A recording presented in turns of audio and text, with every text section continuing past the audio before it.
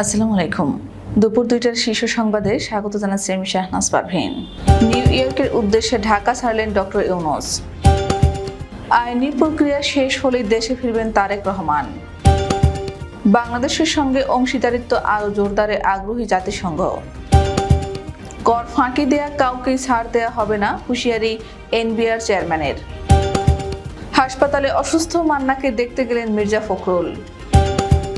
ওবায়দুল কাদেরের ব্যাংক হিসাব তলব করল বিএফআইইউ। ক্ষমতার সান্নিধ্যে বিত্তবান সাবেক সচিব খায়রুল। তাপপ্রবাহ বইছে ২৯ জেলায়, ঝড়ো বৃষ্টি হতে পারে ৭ অঞ্চলে। ছাত্রলীগ হলেই পেতেন স্বাস্থ্যের বড় পদ। হজ ও ওমরা পালনে সৌদির নতুন নির্দেশনা। অবরোধের শেষ দিনে অনেকটাই স্বাভাবিক খাগড়াছড়ি রাঙামাটি। পাকিস্তানের ১২ দেশের কূটনীতিকদের গাড়িবহরে হামলা।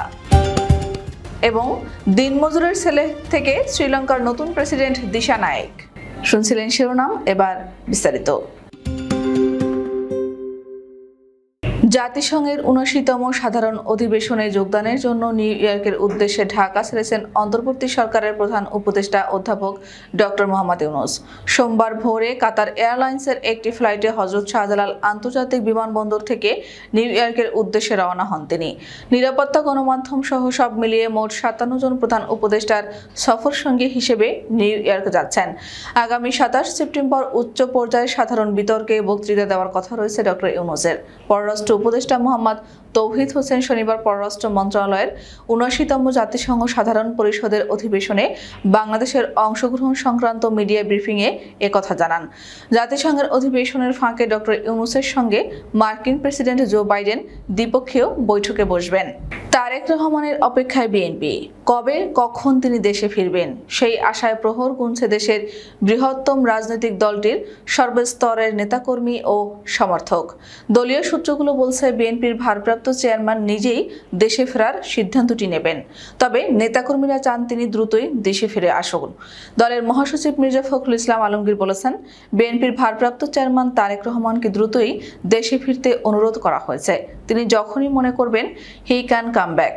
আমরা অলরেডি দ্রুত চলে আসার জন্য অনুরোধ জানিয়েছি।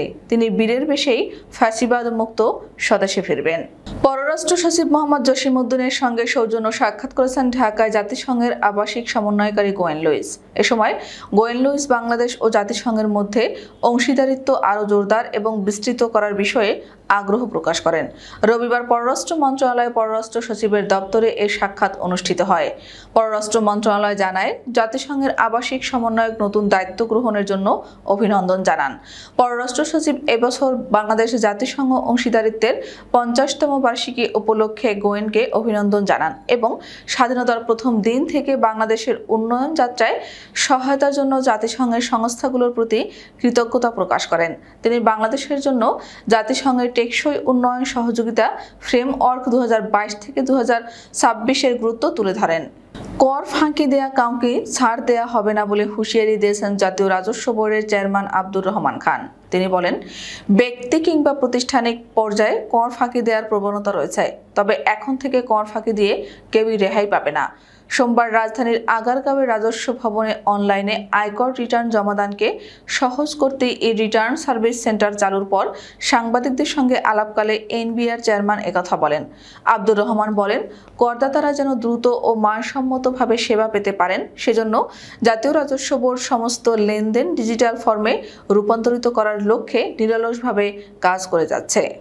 বঙ্গবন্ধু শেখ মুজিব মেডিকেল বিশ্ববিদ্যালয় হাসপাতালে চিকিৎসাধীন নাগরিক ঐক্যের সভাপতি মাহমুদুর রহমান মান্নাকে দেখতে গিয়েছিলেন বিএনপি মহাসচিব মির্জা ফখরুল ইসলাম আলমগীর। গতকাল রবিবার রাতে বিএনপি মহাসচিব হাসপাতালে যান এবং চিকিৎসকদের কাছ থেকে তার চিকিৎসার খোঁজ খবর নেন। এ সময় তিনি মান্নার পরিবারের সদস্যদের সঙ্গেও কথা বলেন। আওয়ামী লীগের সাধারণ সম্পাদক এবং সাবেক সড়ক পরিবহন ও সেতু মন্ত্রী ওবায়দুল কাদেরের ব্যাংক হিসাবের বিস্তারিত তথ্য চেয়েছে কেন্দ্রীয় ব্যাংকের আর্থিক গোয়েন্দা বিভাগ। বাংলাদেশ ফিনান্সিয়াল ইন্টেলিজেন্স ইউনিট রবিবার তার ব্যাংক হিসাবের তথ্য চেয়ে দেশের বিভিন্ন ব্যাংক ও আর্থিক প্রতিষ্ঠানের কাছে নির্দেশনা পাঠিয়েছে।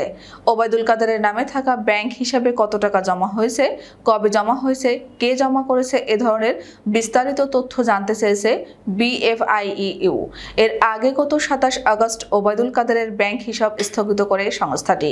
BFIEU এর নির্দেশনায় ওবায়দুল কাদেরের মা বাবার নাম, স্ত্রীর নাম, জন্ম তারিখ, জাতীয় পরিচয়পত্র ও স্মার্ট কার্ডের তথ্য উল্লেখ করা হয়েছে। 2009 সালে আওয়ামী লীগ যখন ক্ষমতায় আসে তখন সরকারের সিনিয়র সহকারী সচিব ছিলেন মোহাম্মদ খায়রুল ইসলাম। শেখ হাসিনা সরকার গঠনের পর প্রধানমন্ত্রীর সহকারী একান্ত সচিব হিসেবে দায়িত্ব পান তিনি। এরপর আর পেছনে ফিরে তাকাতে হয়নি BCS প্রশাসন ক্যাডারের 15তম ব্যাচের এই কর্মকর্তাকে। প্রায় 3.5 বছর রাষ্ট্রের সর্বোচ্চ ক্ষমতাধর ব্যক্তির কাছাকাছি থাকার সুবাদে হয়েছেন বিপুল অর্থবিত্তের মালিক। চাকুরিতে পেয়েছেন নজিরবিহীন পদোন্নতি। অনুসন্ধানে জানা যায়, ঢাকার উত্তরায় রাজধানী উন্নয়ন কর্তৃপক্ষের 5 কাঠা আয়তনের একটি প্লটে 7তলা বাড়ি, মোহাম্মদপুরে বীর উত্তম নূরজাহান রোডের কসমোপলিটন ভবনে 4000 বর্গফুটের বাণিজ্যিক স্পেস, ধানমন্ডি শেখ জামাল মাঠ সংলগ্ন কসবা ভবনে 2800 বর্গফুটের একটি ফ্ল্যাট, সায়েন্স ল্যাব সংলগ্ন কলেজ স্ট্রিট রোডে একটি 10তলা ভবনে 2200 বর্গফুটের 2টি ফ্ল্যাটের মালিক সাবেক এই আমলা। এছাড়া কুয়াকাটায় মহিপুর মৌজায় 15 একর জমি, বরিশালের দবদবিয়া ব্রিজের পাশে একটি বাংলো, বরগুনার আমতলীতে একটি পেট্রোল পাম্প আছে এই আমলার। এছাড়া ওরিয়েন্টাল ব্যাংকে তার 10% শেয়ার ছিল বলেও সংশ্লিষ্ট একটি সূত্রে জানা গেছে। দেশের 29 জেলার উপর দিয়ে মৃদু তাপপ্রবাহ বয়ে যাচ্ছে এবং তা কিছু কিছু জায়গা থেকে প্রশমিত হতে পারে। অন্যদিকে 45 থেকে 60 কিলোমিটার বেগে ঝোড়ো হাওয়া সহ বৃষ্টি বা বজ্রবৃষ্টি হতে পারে দেশের 7টি অঞ্চলে। আবহাওয়া অধিদপ্তর এসব তথ্য জানিয়েছে।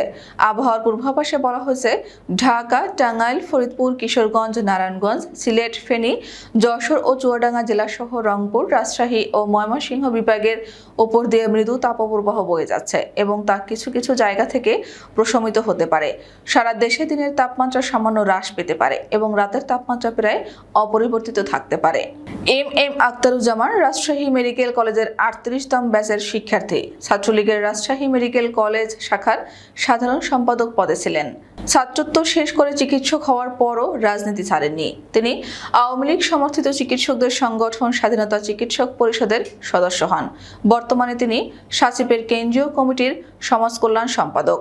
সাচিব বা ছাত্রলীগের কর্মী বা নেতা হওয়ার ফলে MM আখতারুজ্জামান একই সঙ্গে স্বাস্থ্য অধিদপ্তরের কয়েকটি পদ দখল করে আছেন। হজ ও ওমরা পালন নিয়ে নতুন নির্দেশনা দিয়েছে সৌদি আরব। 2025 সালে যারা হজ ও ওমরা পালন করবেন তাদের জন্য এই নতুন নির্দেশনা দেওয়া হয়েছে। সৌদির স্বাস্থ্য মন্ত্রণালয় বলেছে, যেসব মানুষের বয়স 65 বছর বা তারও বেশি কঠিন রোগে আক্রান্ত, যেমন হৃদরোগ, কিডনি, শ্বাস প্রশ্বাসজনিত সমস্যা, ডায়াবেটিস, রোগ প্রতিরোধ ক্ষমতা কম, ক্যান্সার, খুবই অসুস্থ অন্তঃসত্ত্বা এবং 12 বছরের কম বয়সী শিশু, তাদের হজ ও ওমরা পালনের পরিকল্পনা বাদ দেওয়া উচিত। খবর খালিজ টাইমসের। খাগড়াছড়ি ও রাঙামাটিতে সাম্প্রতিক ঘটনার কারণে উদ্ভূত পরিস্থিতি এখন অনেকটাই স্বাভাবিক ও শান্ত হয়ে এসেছে। সর্বোচ্চ স্বাভাবিকতা ফিরে আসতে শুরু করেছে। তবে পার্বত্য 2 জেলায় সহিংস ঘটনার প্রতিবাদে আহত 72 ঘন্টায় সড়ক অবরোধের কাজ শেষ দিন চলছে। গত 2 দিনের মতোই দূরপাল্লা ও আভ্যন্তরীণ সব সড়কে যানবাহন চলাচল বন্ধ রয়েছে। অবরোধকে কেন্দ্র করে এখনও জেলার কোথাও অপ্রীতিকর ঘটনার খবর পাওয়া যায়নি। পাকিস্তানে বিদেশি কূটনীতিকদের গাড়ি বহরে হামলায় এক পুলিশ কর্মকর্তা নিহত হয়েছেন। এ ঘটনায় আহত হয়েছেন আরও 3 জন। কূটনীতিকদের কেউই হতাহত হননি বলে জানিয়েছে পুলিশ। তাদের নিরাপদে ইসলামাবাদে ফিরিয়ে নেওয়া হয়েছে, এ খবর দিয়েছে ডয়েচে ভেলে। এতে বলা হয়, রোববার কূটনীতিকরা আফগানিস্তানের সীমান্তবর্তী খাইবার পাখতুনখাওয়া প্রদেশের একটি পর্যটন এলাকায় ভ্রমণ করছিলেন। সংশ্লিষ্ট এলাকাটিতে তালেবানদের একটি ঘাঁটি রয়েছে বলে জানা গেছে। ওই গাড়িবহরে 12টি দেশের কূটনীতিক ও বিশিষ্ট জনেরা ছিলেন। গাড়িবহরটি সোয়াত জেলার মালাম জাব্বায় পর্যটন স্পট এবং পাহাড়ি রাস্তা অতিক্রম করার সময় হামলার শিকার হয়। শ্রীলঙ্কায় ইতিহাস গড়ে প্রথমবারের মতো প্রেসিডেন্ট নির্বাচিত হয়েছেন ন্যাশনাল পিপলস পাওয়ার পার্টির অনুরা কুমারা দিশানায়েক। দেশটির ইতিহাসে প্রথম কোনো বামপন্থী নেতা হিসেবে প্রেসিডেন্ট পদে শপথ নিতে যাচ্ছেন।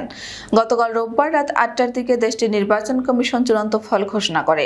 কোনো প্রার্থী প্রথম রাউন্ডে মোট ভোটের 50% বেশি জিততে পারেননি। এ কারণে দ্বিতীয় দফায় ভোট গণনা হয়। দ্বিতীয় দফায় ভোট গণনার পর তাকে বিজয়ী ঘোষণা করে দেশটির নির্বাচন কমিশন। এর মধ্য দিয়ে ৫৫ বছর বয়সী দিশা নায়েক দ্বীপ রাষ্ট্রটির প্রথম বামপন্থী হিসেবে রাষ্ট্রপ্রধান হওয়ার গৌরব অর্জন করলেন। আমাদের পরবর্তী রাত 10টার শীর্ষ সংবাদ দেখার আমন্ত্রণ জানিয়ে এখনকার মতো বিদায় নিচ্ছি। দর্শক, ভিডিওটি শেষ পর্যন্ত দেখার জন্য আপনাকে অসংখ্য ধন্যবাদ। নিত্য নতুন সংবাদ পেতে আমাদের ইউটিউব চ্যানেলটি সাবস্ক্রাইব করুন ও নিয়মিত নোটিফিকেশন পেতে বেল বাটনটি ক্লিক করুন এবং আমাদের ফেসবুক পেজটিতে লাইক করুন। এছাড়াও আমাদের ভিডিওতে লাইক দিয়ে শেয়ার করুন। আল্লাহ হাফেজ।